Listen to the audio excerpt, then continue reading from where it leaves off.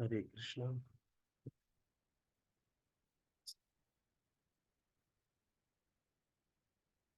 ओम अज्ञानतिमिरन्धस्य ज्ञानाञ्जनशलाकया चक्षुरुन्मिलितं येन तस्मै श्रीगुरुवे नमः। श्रीचैतन्यमनोभीष्टं स्थापितं येन भूतले स्वयं रूप कदा मह्यं ददाति स्वपदान्तिकम्। वन्देऽहं श्रीगुरो श्रीयुतपदकमलं श्रीगुरून् वैष्णवांश्च।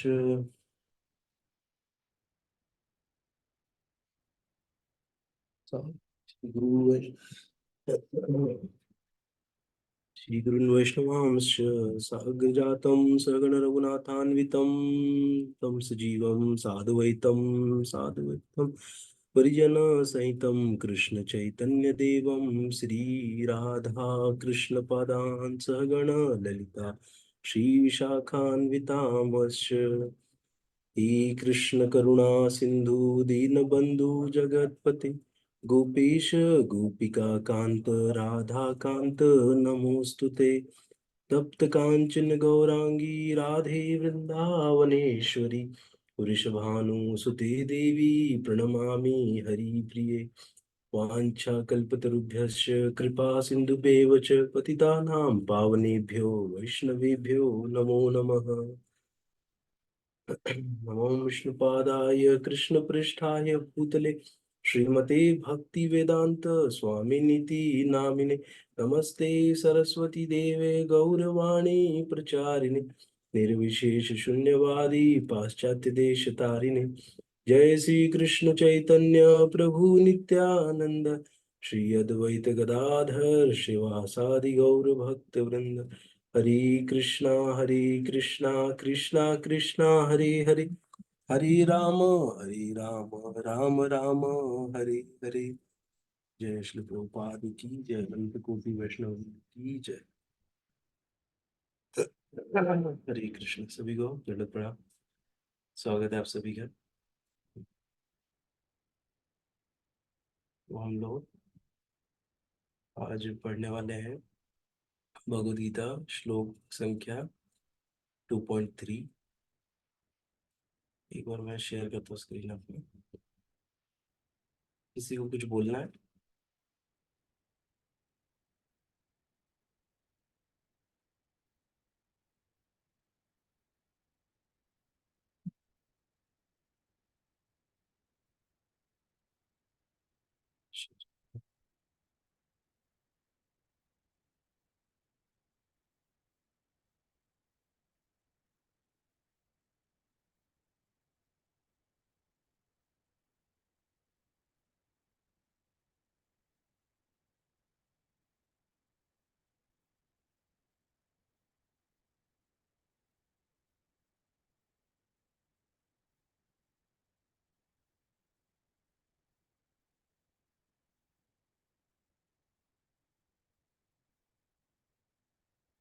तो हमने अभी तक दो श्लोक किया था। पहले श्लोक में बताए थे कि जस्ट उसका खाली हम लोग अर्थ देखते हैं कि संजय ने कहा, करुणा से व्याप्त शोकयुक्त अश्रुपूरित।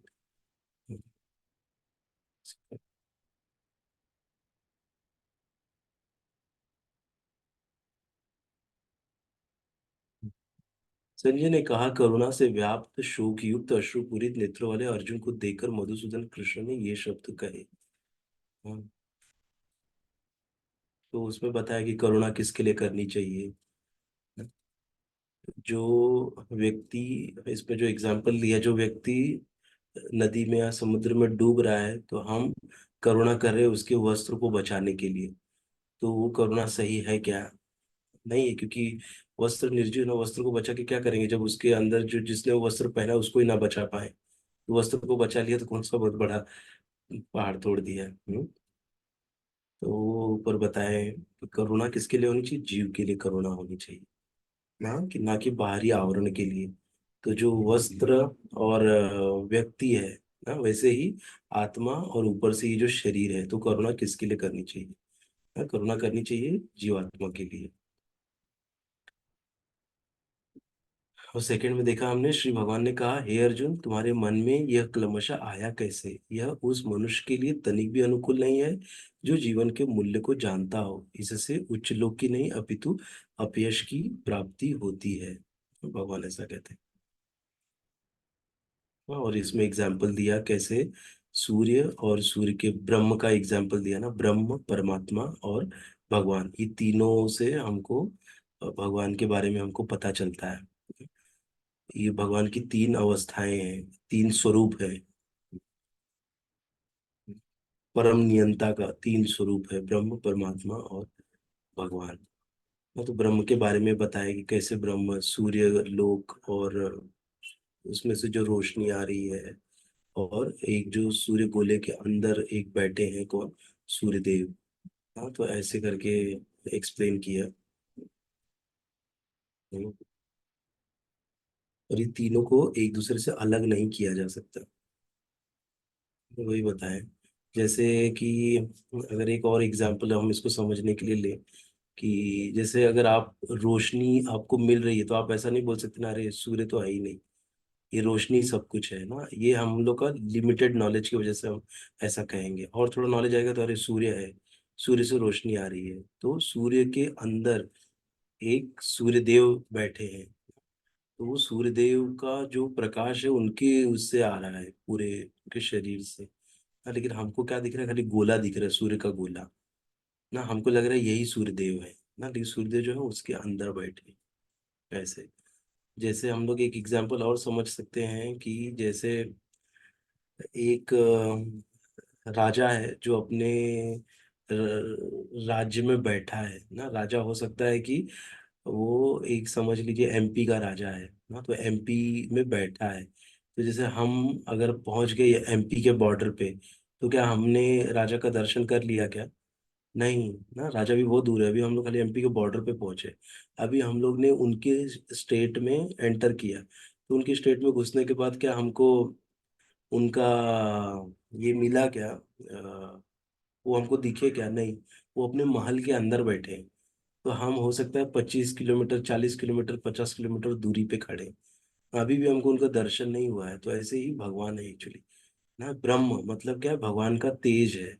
तो भगवान का तेज को जब हम क्रॉस करेंगे, तब हमको अंदर जाके फिर भगवान का हमको दर्शन होगा।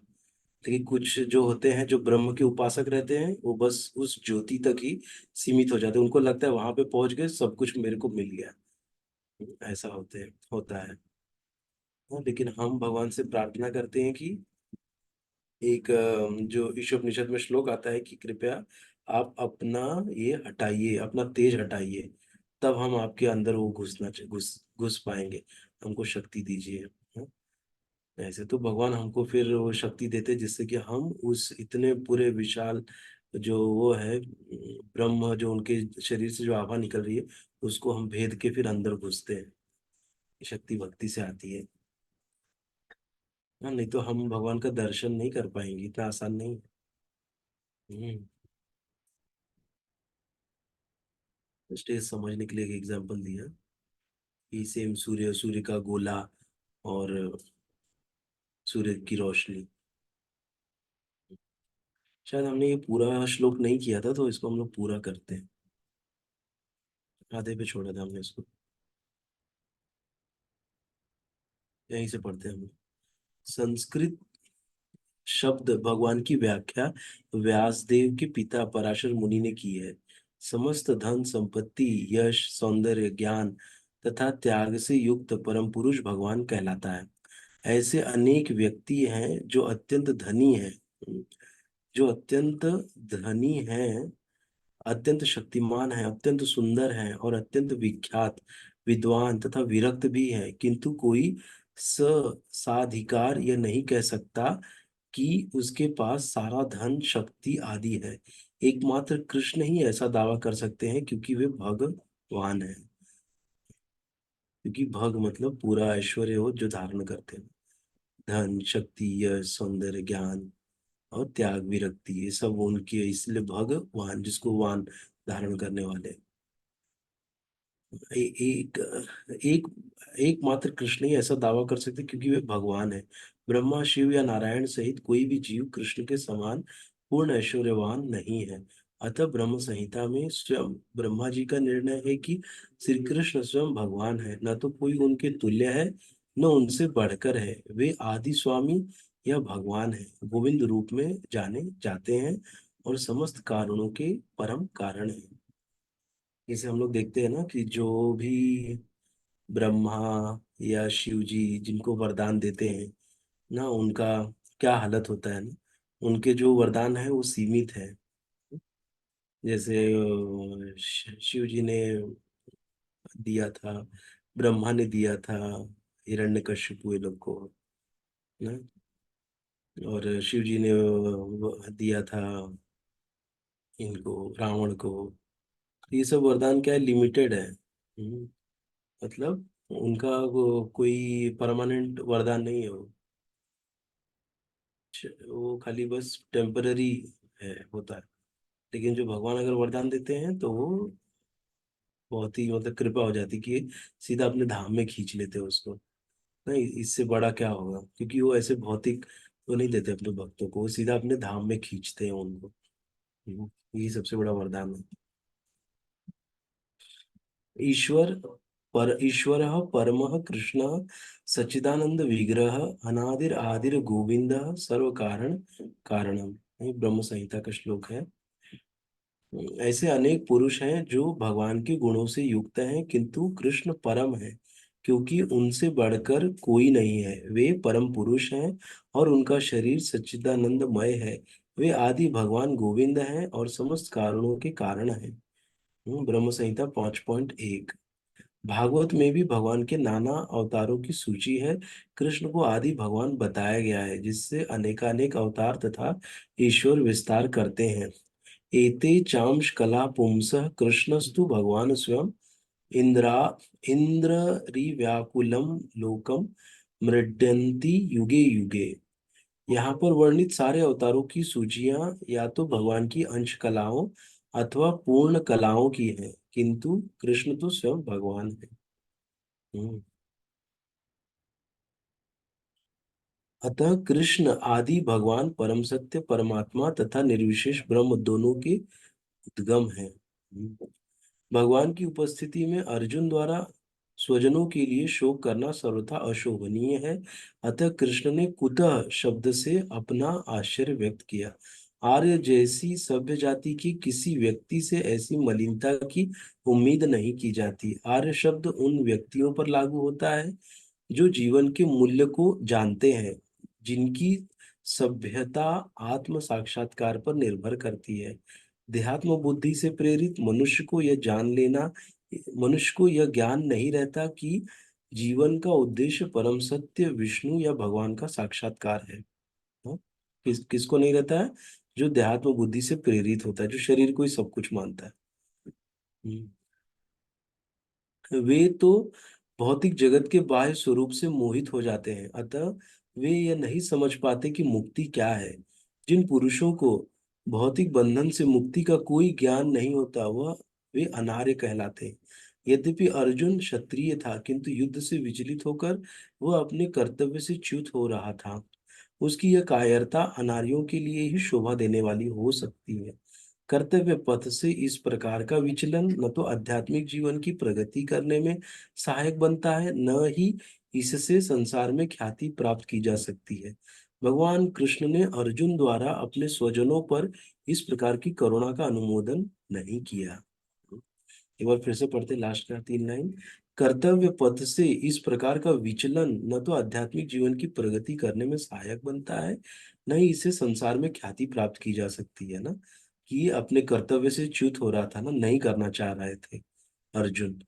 नहीं, इसीलिए भगवान कृष्ण ने अर्जुन द्वारा अपने स्वजनों पर इस प्रकार की करुणा का अनुमोदन नहीं किया है ना। ऐसे उनके ऊपर नहीं करना चाहिए क्या, करुणा। क्योंकि वो लोग अधर्म किए हैं तो उनको सजा देना एक क्षत्रिय का धर्म है ना। तो इससे अपने धर्म से विमुख नहीं होना चाहिए ना। इसीलिए वो क्या कह रहे हैं कि ऐसी करुणा का अनुमोदन नहीं कर रहे हैं, मतलब ऐसी करुणा को वो सैंक्शन नहीं कर रहे हैं। उसकी अनुमति नहीं दे रहे कि तुम ऐसी करुणा करो ना, ऐसा। हम्म। ना तो ये भी एक लाइन बहुत इंपॉर्टेंट है कि देहात्म बुद्धि से प्रेरित मनुष्य को यह ज्ञान नहीं रहता कि जीवन का उद्देश्य परम सत्य विष्णु या भगवान का साक्षात्कार है। ना जैसे हम देखते हैं ना कि देहात्म बुद्धि कितना मतलब एक्चुअली बहुत डेंजर चीज है ये ना, देहात्म बुद्धि। ना देहात्म बुद्धि से क्या होता है, हम लोग अपनी इस करंट जीवन में भी कितना खुद को हम लोग तकलीफ देते हैं ना। अगर हमारी जैसे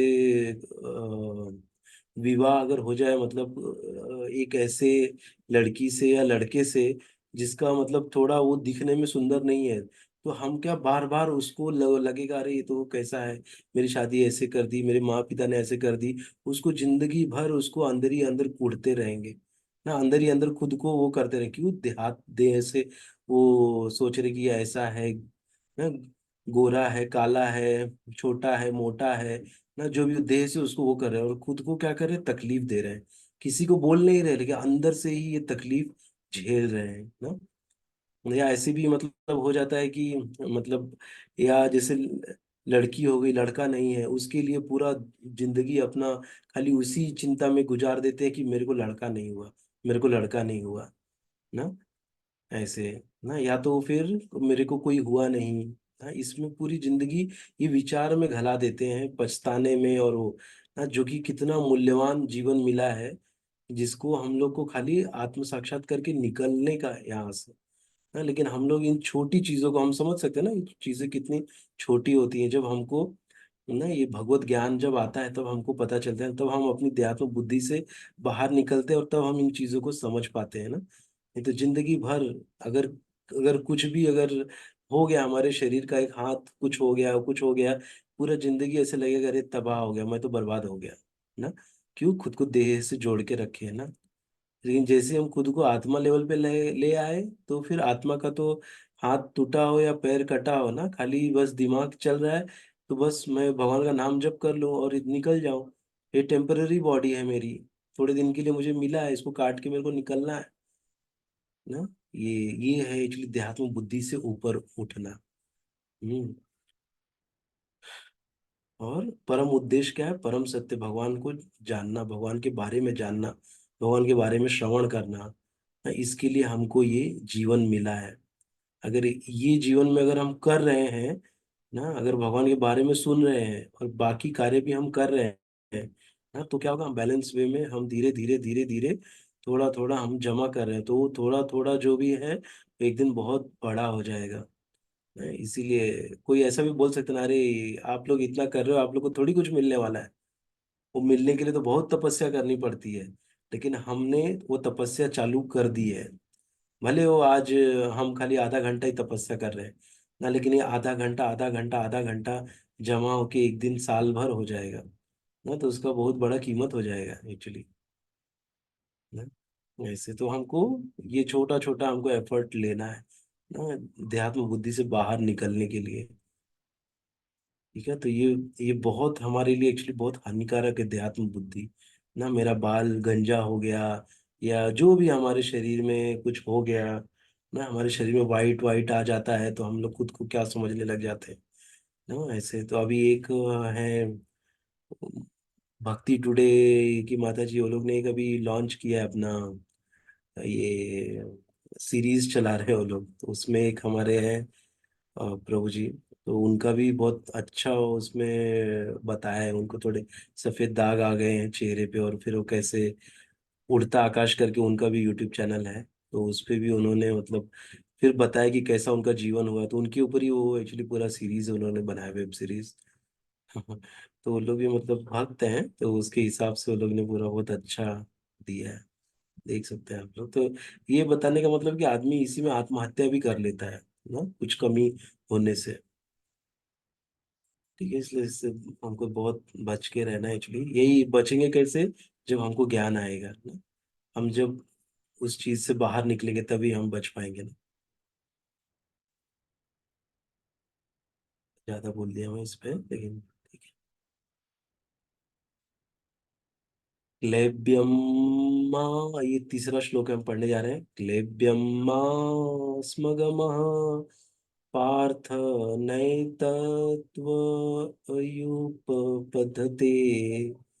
हम्म, एतत् त्वयि उप उपपद्यते शूद्रं हृदय दौर्बल्यं त्यक्तवोत्तिष्ठ परम तप। त्यक्त्वा उत्तिष्ठ। देखो मैं यहाँ देख रहा हूँ ना, मैं यहाँ नीचे देख रहा हूँ कैसे इसको ब्रेक किया। त्यक्त्व उत्तिष्ठ, त्यक्त्वा उत्तिष्ठ परंतप, ये तो हम पढ़ सकते हैं ना। इसको भी देखो नीचे से देख लेने का। क्लेब्यम नपुंसकता, मास्म मास्म मत गमः प्राप्त हो पार्थ, हे पृथा पुत्र, न कभी नहीं, एतत् यह त्वयि तुमको उपपद्यते शोभा देता है, शूद्रम तुच्छ हृदय, हृदय की दौर्बल्यम दुर्बलता, त्यक्त्वा त्याग कर उत्तिष्ठ खड़ा हो, परम तप हे शत्रुओं का दमन करने वाले।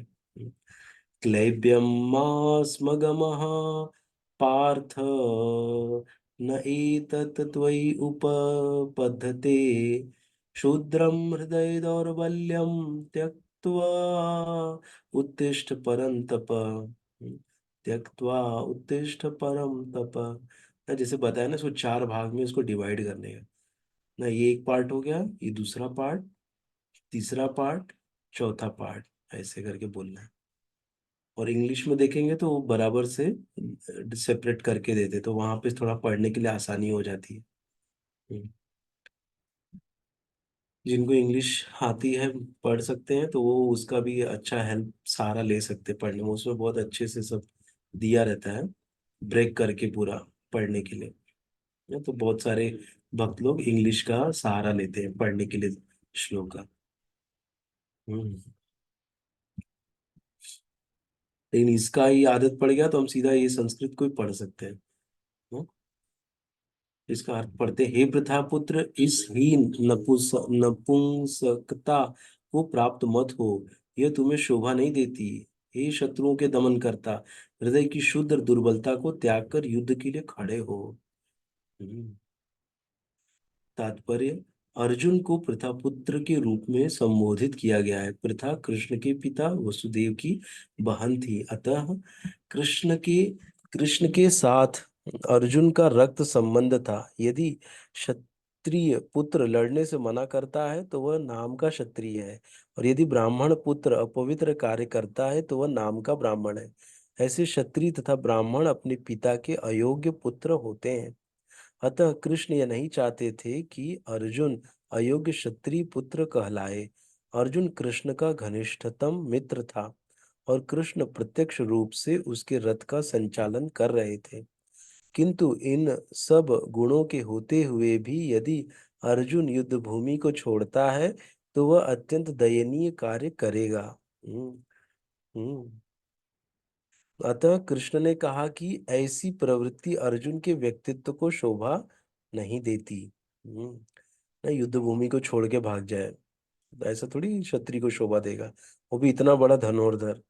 अर्जुन का यह तर्क अर्जुन यह तर्क कर सकता था कि वह परम पूज्य भीष्म तथा स्वजनों के प्रति उदार दृष्टिकोण के कारण युद्ध भूमि छोड़ रहा है, किंतु कृष्ण ऐसी उदारता को केवल हृदय दौर्बल्य मानते हैं, ना हृदय की दुर्बलता। ऐसी झूठी उदारता का अनुमोदन एक भी शास्त्र नहीं करता।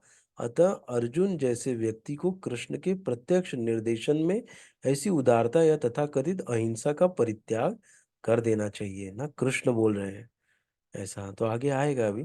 अतः अर्जुन जैसे व्यक्ति को कृष्ण के प्रत्यक्ष निर्देशन में ऐसी उदारता या तथाकथित अहिंसा का परित्याग कर देना चाहिए।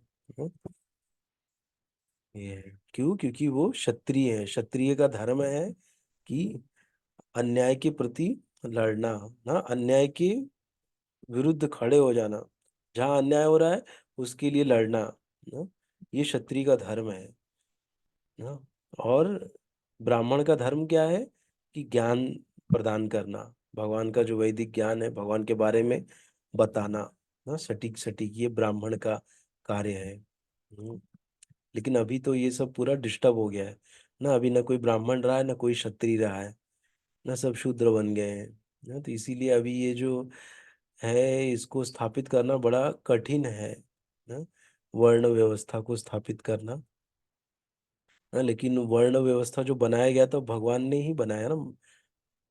वर्णाश्रम मया सृष्टम, भगवान बोले ना मैंने इसको बनाया है। हम्म, ऐसे क्यों? क्योंकि सब पूरा सुचारू ढंग से चले, और इतने सालों से सुचारू ढंग से चलता था ना। राजा रहते थे जो क्षत्रिय के रूप में पूरा सब को संभालते थे, और राजा जो थे वो ब्राह्मण के अंदर रह के काम करते थे ना।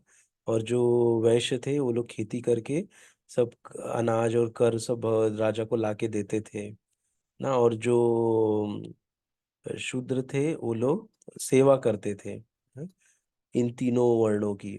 ऐसा तो ये भगवान द्वारा बनाया गया है ना। हम यहाँ पे ऐसा खंडन नहीं कर सकते, अरे ये तो गलत है, ऐसा नहीं करना चाहिए था, सबको समान अधिकार होना चाहिए ना। ये भगवान का बनाया हुआ नियम है ना, और ये कर्म के हिसाब से बनता है ना। जो भी शूद्र, और ऐसा भी नहीं है कि शूद्र शूद्र ही रहे ना, शूद्र ब्राह्मण भी बन सकता है। वो वैसी योग्यता ले आवे तो वो ब्राह्मण भी बन जाएगा या वो क्षत्रिय बन जाएगा ना। एक्चुअली पहले क्या था, ये कर्म के हिसाब से ये सब चीजें होता था, कौन कैसा कर्म कर रहा है ना, ऐसा। लेकिन ये क्या हो गया, कुछ कालांतर में ये सब चीजों का थोड़ा अपने अलग अलग तरीके से सबने चेंज कर दिया ना। जैसा जो जिसका बेटा है वो वैसे ही बनेगा ना। लेकिन अगर बेटा जो ब्राह्मण का बेटा है अगर वो ब्राह्मण जैसे गुण ही नहीं है तो फिर वो ब्राह्मण काहे का रहा, ऐसा। हाँ, लेकिन कुछ कालांतर में क्या हो गया कि ये कर्म के हिसाब से नहीं हो गया, फिर ये जस्ट कौन कैसे पैदा हो रहा है उसके हिसाब से होने लग गया। अगर ब्राह्मण के घर में कोई पैदा हो रहा है तो ब्राह्मण बनेगा ना, ऐसा। तो लेकिन पहले ये कर्म के हिसाब से बनाया गया था कि कौन कैसा कर्म करेगा वैसा वो क्षत्रिय या ये सब कहलाएगा। हम्म,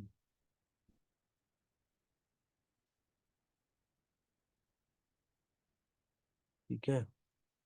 तो हम लोग आज यहीं तक पढ़ेंगे।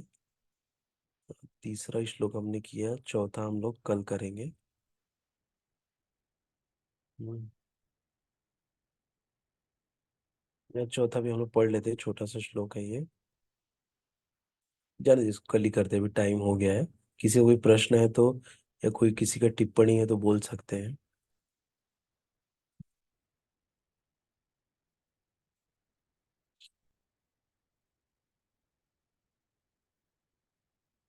किसी को कोई बोलना है कुछ?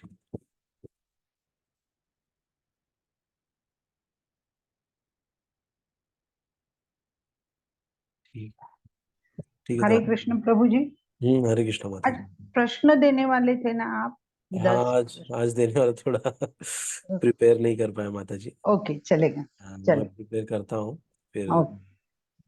तो मेरा तबीयत भी थोड़ा डाउन है जरा। ओके ओके, टेक केयर प्रभु जी। ठीक है माता, थैंक यू। तो थैंक यू सो मच आप लोग को ज्वाइन करने के लिए, हम लोग कल फिर से मिलेंगे। ओके, थैंक यू प्रभु जी। हरे कृष्णा सभी को। हरे कृष्णा। जय श्री प्रभुपाद की जय, अनंत जय कृष्ण वृंद की जय। जय हरे कृष्ण, चलो श्री नमस्ते। कृष्णा।